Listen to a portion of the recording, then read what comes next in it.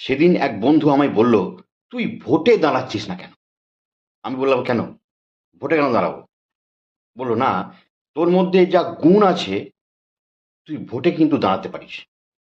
আমি বললাম, কিরকম গুণ আছে আমার মধ্যে?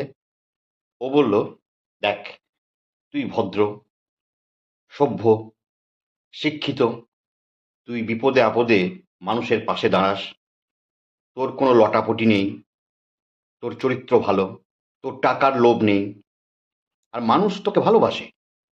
আমি বললাম, দেখ, তুই যেসব গুণের কথা বললি সেই সব গুণ আমার মধ্যে থাকলেও মানুষ একটা ভোটও আমায় দেবে না।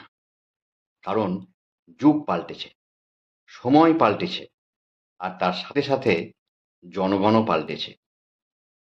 এখনকার দিনে জনগণ যেমন, তারা ঠিক সেই রকম নেতা চায়। আমার বন্ধু খুব মন দিয়ে আমার কথাগুলো শুনলো, ঘাড় নাড়ল। কি বুঝলো কে জানে। কাল সকালে শুনলাম এবারের ভোটে ও দাঁড়িয়েছে।